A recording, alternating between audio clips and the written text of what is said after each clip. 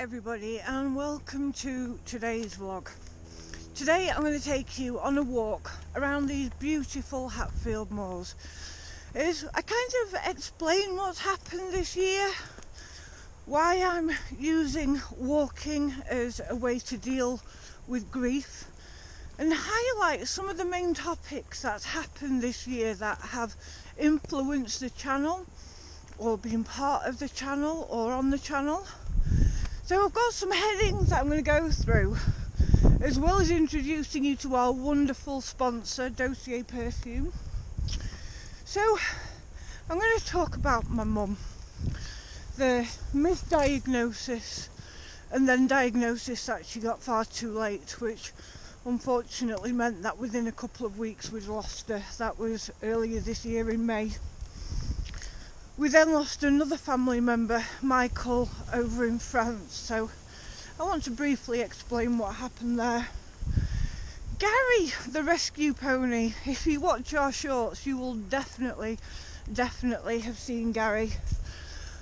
Our war stories based here at the former RAF Lindholme and out on the moors.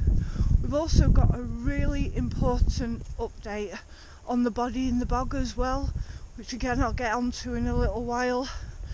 And then the most recent news that we're still all coming to terms with, which is just absolutely horrific, and that is the recent diagnosis of my dad. And then I just want to explain about why I walk through grief and the benefits that I get from exercise and being out here in all of this beauty. But first, you'll probably notice that I now talk very differently.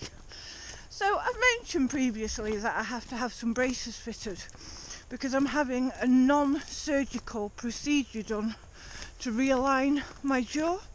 So I've had a palate brace fitted, so apologies if I'm not sounding as clear as what I normally do.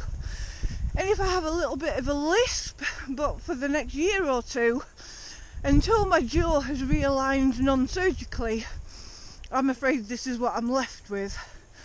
But it definitely sounds better having a lisp than the operation version, which included having my jaw broken, reset, and then wired up. So my jaw is naturally being forced forward by a pallet that's in the roof of my mouth, which at first was really uncomfortable, but it's been in about 2 weeks now, and I'll be honest, I even forget it's there.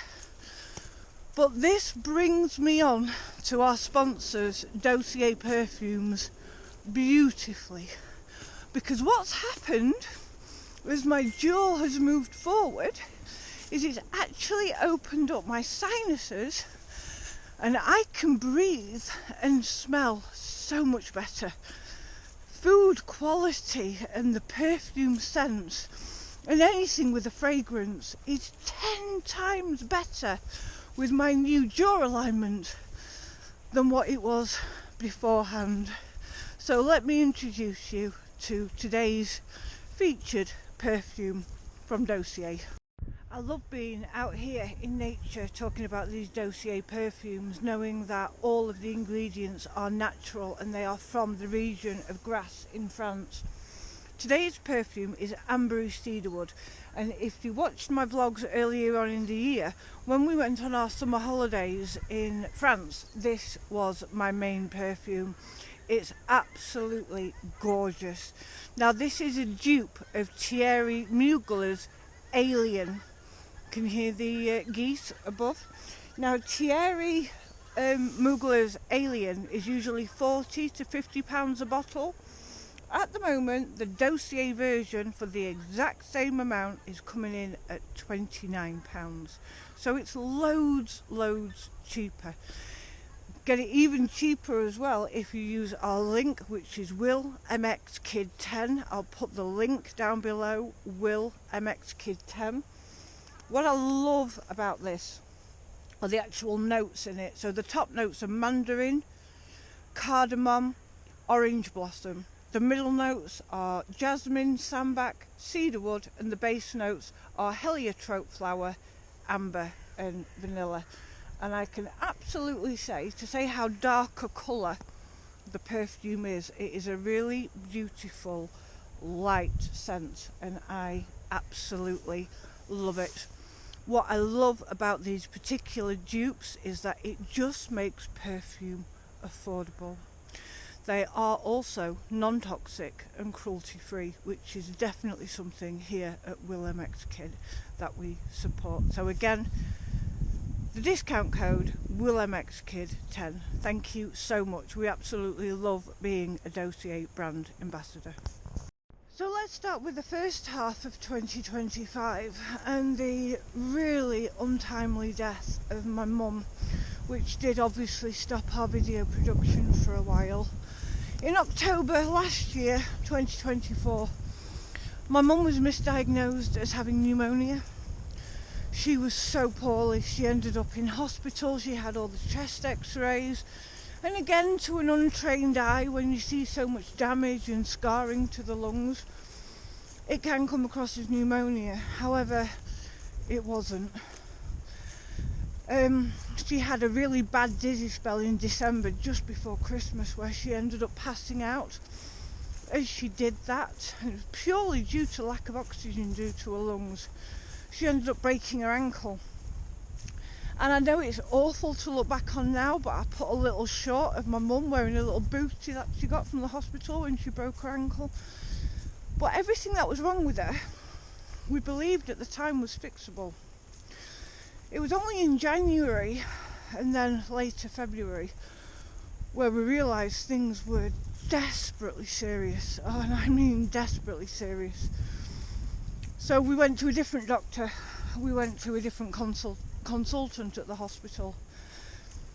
And then we were put in contact with a tuberculosis specialist who believed at the time that my mum had a rare form of tuberculosis called non-tuberculosis. However, to even get that diagnosis in the first place, the testing takes 6 weeks. Basically, by the time they had confirmed what she'd got was what she had, it was too late. She was taken into hospital for treatment. But the treatment's very similar to chemotherapy. It's a poison that they just raid your body with. And because she'd suffered from eating disorders for 60 plus years, she was so tiny and frail anyway. So she went into hospital at 45 kilograms. When she passed away, she was 36. Losing my mum like that is absolutely something I will never get over. I will never recover from that. My mum walked into hospital dragging her own case with her, and within 2 weeks she was in a hospice for a final 24 hours. I wouldn't recommend that on my worst enemy, but of course that had a massive impact on what we were able to produce at the time and to be able to put on our YouTube channel. So that became a big factor in why we weren't able to post round about the April, May, June time of 2025. Next is, unfortunately, Michael. Gosh, can't even believe that within just a space of a few months, my mum and her cousin Michael had passed away. So our story there is Michael and his stepdaughter Julie had lived in France for 20 years. And even though Michael is my mum's cousin, he's also related to my ex-husband via marriage. I was really fortunate after our divorce that Julie, his stepdaughter, reached out to me and said, no matter what, you and William are family and we're not going to take sides and we want to stay in contact. I was so grateful. It was such a wonderful, kind gesture, and we absolutely loved it. So 2 years ago, 2 summers ago, while I was driving and doing driving tours around France of the battlefields for William's GCSE work for history, we contacted them and said, we're going to be in France. it'd be lovely to meet up. They so warmly, and I mean warmly, opened their beautiful home and property up to us so that we could go and experience what it was like to go and stay in rural France. And Michael and Julie became really important to both of us in a very short space of time. Not only did we have lots in common, lots of people in common, especially my grandma, who I was very, very, very close to, but we have a love of nature and the outdoors and farming, and so we got on absolutely brilliantly. We went this summer during the summer holidays, and that was the second time that we had visited them. Unfortunately, within 5 weeks of our stay, Michael had fallen poorly. He needed some routine surgery, and just like Mum, he just didn't make it. Now, knowing the family dynamics, one side versus the other side, it always felt a little bit tricky going to the funeral. Always felt a little bit uncomfortable. But how on earth could I accept somebody's kind hospitality 5 weeks previously, and then when they pass away not turn up to pay my respects in person? I was raised much better than to not attend somebody's funeral who has shown me nothing but kindness. However, when I got there, as wonderful as the early bits of the day were, after alcohol, which I'm sure usually happens, behaviour of some other family members descended into chaos, and this was all in front of my 15-year-old son. To say that I felt let down, not only for Julie, who was Michael's daughter, but also for William, because I was there trying to bring as much peace as possible to what was a dreadful situation between families. But then to be screamed at, have the table banged in front of us, to be trapped in a corner by grown adults shouting at us. And it was alcohol. You could tell it was alcohol, but still, to do it in front of a child, it was just unbelievable. However, that said, and as uncomfortable and really harrowing as that situation was, because let's face it, I'm a single female on my own with a child, being attacked by 2 grown men and a woman. As harrowing as it was, I do want to say a heartfelt thank you to the other female family member who 100% stuck up for us, who understood instantly what was going on and that we were under attack in a corner that we couldn't get out of. And she actually put herself in between them and us on a couple of occasions to stop it. And for William's sake as well as my own, because I do know that they do watch this channel, a bit stalky, but I know that they do. But if that particular family member is watching, I want to say an enormous thank you. That meant the world, and I'll never forget it. So moving on from the abhorrent behaviour of people who should be family and who absolutely should know better, I want to move on to the kindness and generosity of strangers, and that is to do with the little pony Gary. If you've seen any of our shorts over the past few months, you might see a little abandoned black and white gypsy cob called Gary. He was absolutely amazing. So he was about 3 or 4 years old, and he had 0 contact. He had been fed twice a day and watered, but he never had a halter on. And in 3 or 4 years, He had never left his fields. He had no handling at all. As far as wild horses go, he is the wildest I have ever encountered. And working with him was so special because he was so genuine. He didn't know right from wrong, but when you showed him and when you were able to take him through the basics of what it's like to be a horse and to learn respect, even to wear a halter, it is something that I will never forget. And for the yard owners who had zero experience with horses, their generosity was incredible. They put a stable together, they put a paddock together, they bought him hay, straw, treats, feed. I have never known kindness like it. They were open with their time and generosity, and they made a couple of months in what had been a really shitty year absolutely beautiful. We enjoyed every second of working with Gary, but unfortunately, as I'll get on to in a little while, when it became clear that my dad's illness was really quite serious, there was no way I could take on any more responsibility, and so Gary had to be rehomed. He's gone to a wonderful lady who specialises in rescue horses and little wildies as well.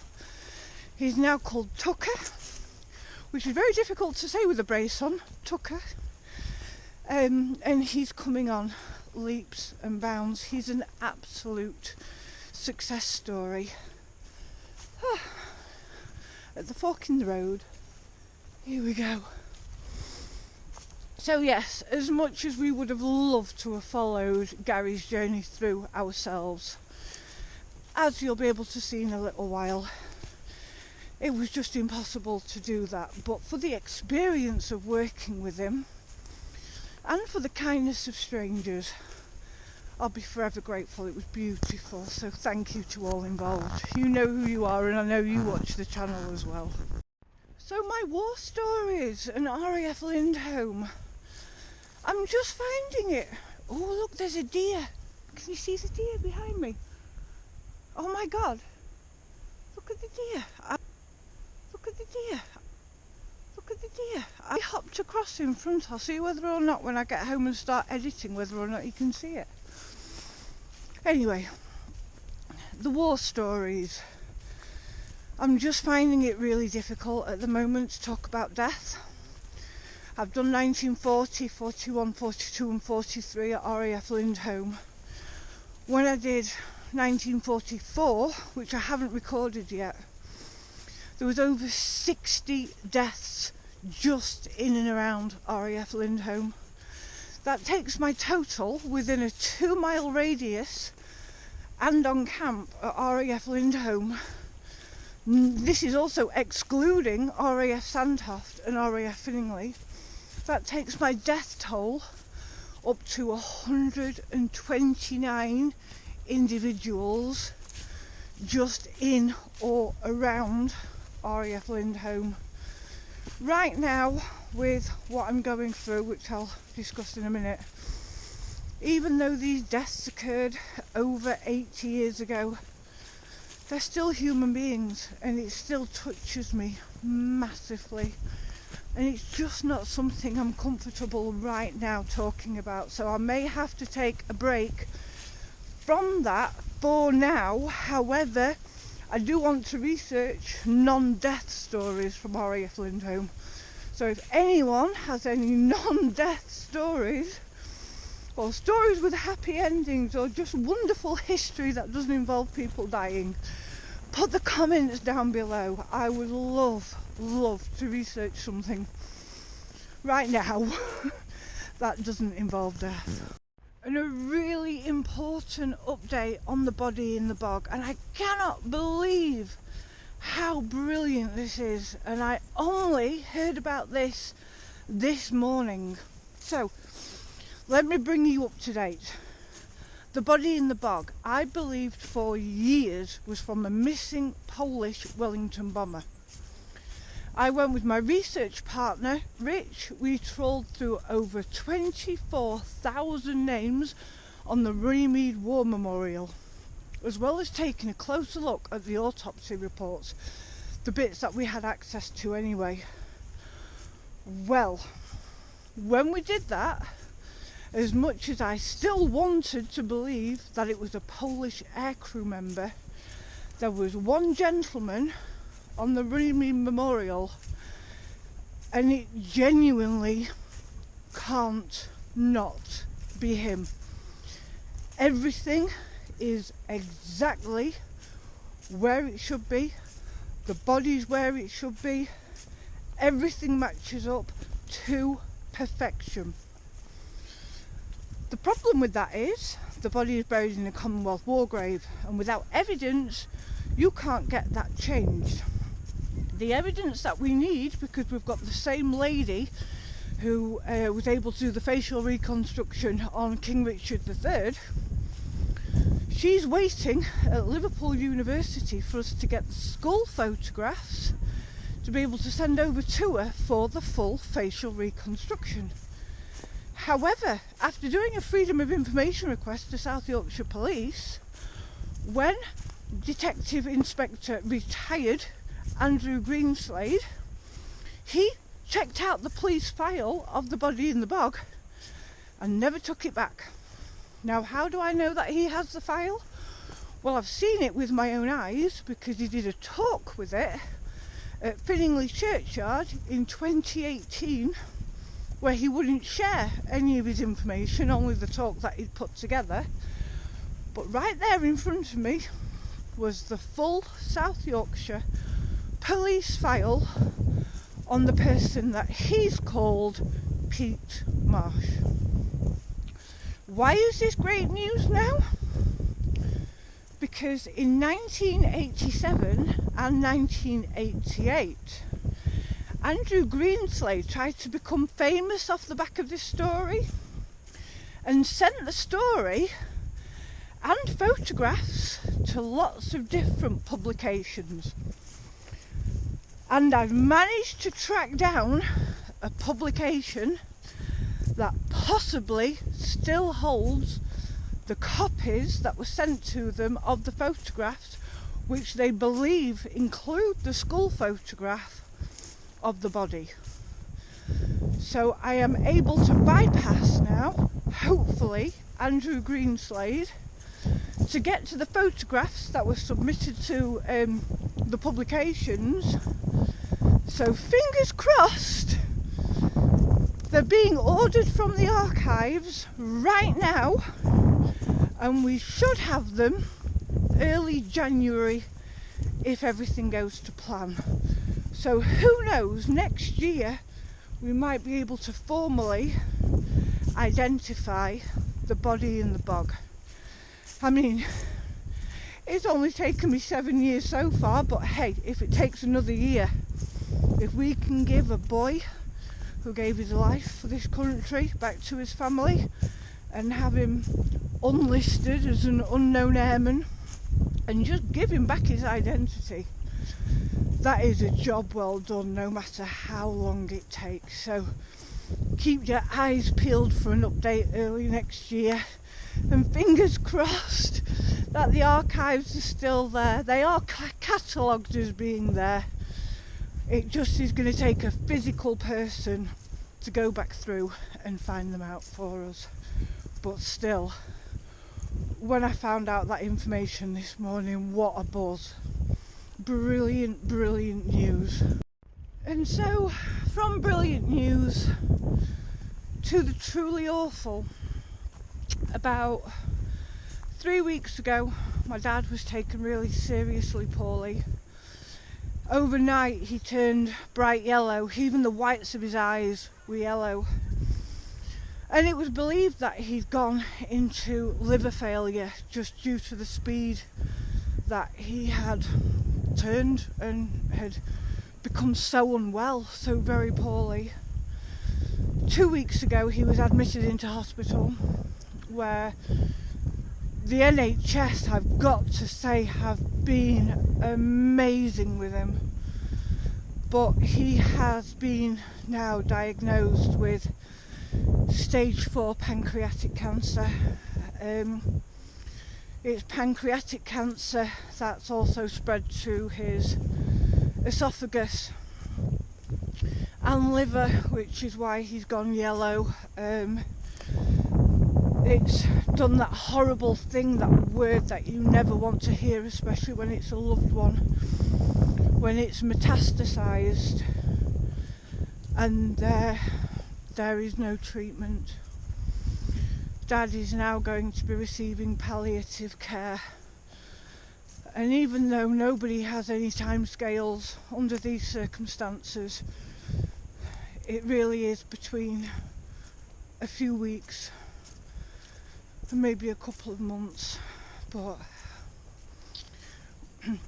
we are preparing for the end.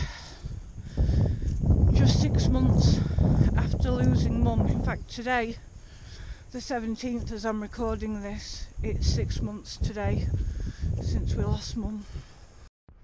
So why am I walking through grief? Well, for a start, it's a lot better than sitting on your arse doing nothing, and it's absolutely beautiful out here. But there is a formal reason for it as well, and this dates back to 2017. Now, in February 2017, and I can be very precise with the date because it was Valentine's Day, my ex-husband decided to leave me, which was brutal. I mean, it's brutal any day, but Valentine's Day, wow. Just kind of goes to show the cruelty of what I was dealing with at the time. It was quite clear that he had somewhere else to go and somebody else to go to. So I did what I thought was the right thing at the time, got William out of the house, because the last thing I wanted him to know of his family being together was him watching his dad walk out the door. No child should ever see that. And after about an hour, I was begged to forgive. I was in a state of shock, really in a bad place mentally, really bad place mentally, coming to terms with all of that. I was also going through a really bad time with work as well. So with the two factors together, come the 17th of February, 3 days later, I suffered an emotional breakdown. Now, if you've ever suffered an emotional breakdown, it's one of the most raw things that has ever happened to me. I'm a very much so doing person. I functioned exceptionally well, sometimes even high level physically. But when I went through an emotional breakdown, everything switched off and I was laid in bed. I had to real effort to get dressed. The worst effort to try and get in the car and drive to work, because my breakdown did actually happen while I was sat at my desk at work. I was lucky enough to have a great team of people around me who were able to contact my now ex-husband, who took me straight to the doctors knowing that I was in a state of distress. And that's where I was diagnosed as having this breakdown. And again, very unlike me to suffer anything like that. I am a super high worker. I work at a very high level. And physically, I've always maintained a very high degree and high level of fitness. So for my brain and body to just switch off was exactly the opposite, the polar opposite of who I am. So I was taken to the doctor, and I was so lucky that I got this Eastern European lady, and she said that what I was going through, as devastating as it was, she believed was circumstances, and as soon as the circumstances changed, so would my mood.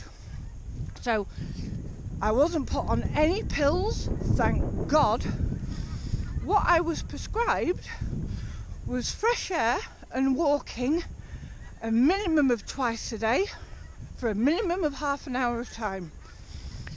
I was told to take with me a piece of paper or a scrapbook. In the end I chose a scrapbook, a little jotter, and I was to jot down all of the changes that I saw when I went out. It's basically, you're feeling low, you feel desperate, the world still turns and the world is still a beautiful place and you are still part of it.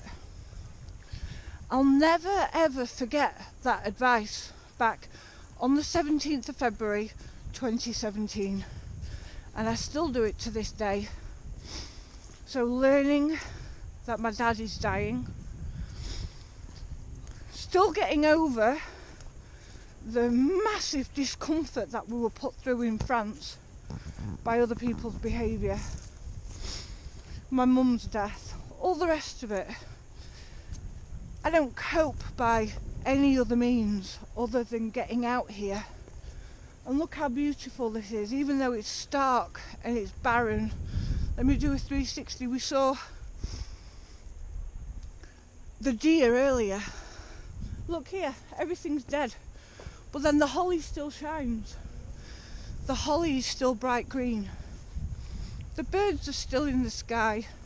There's still some insects around. It's absolutely beautiful.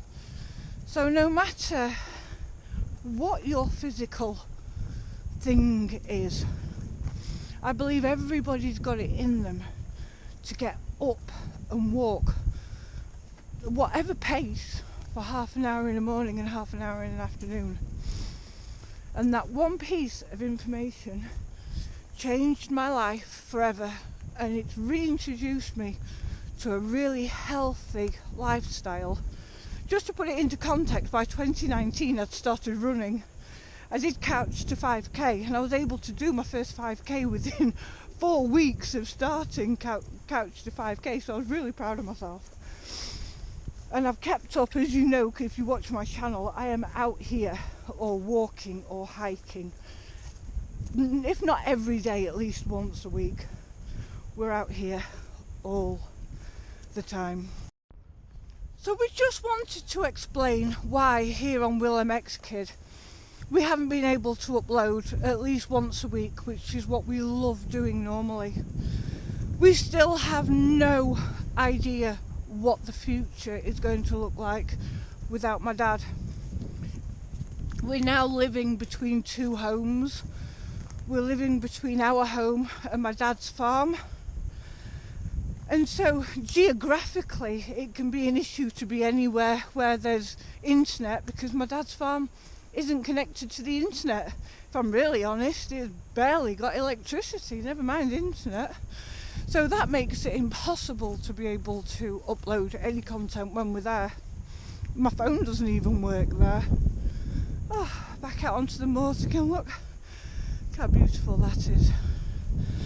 But there are some things that I do know as a certainty.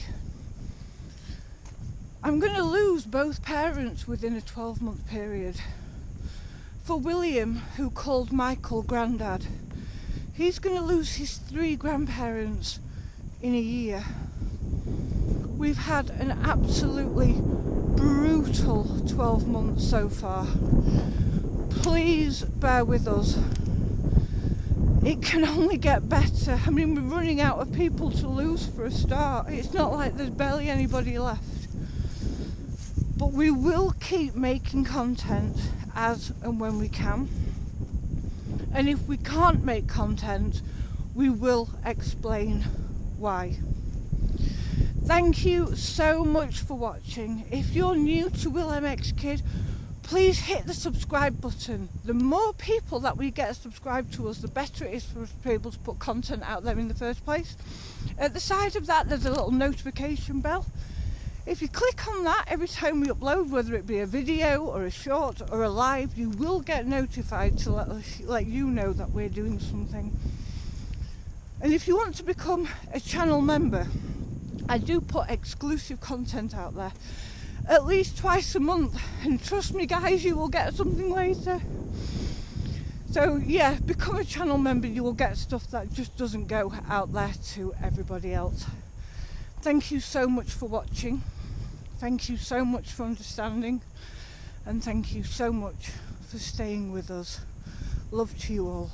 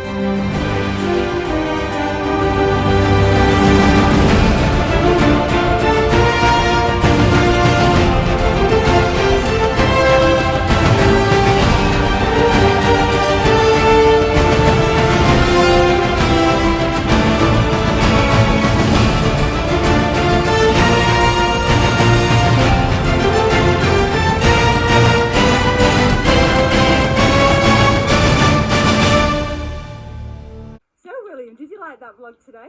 Yeah. And what do you do now? Hit that like button, subscribe button. We're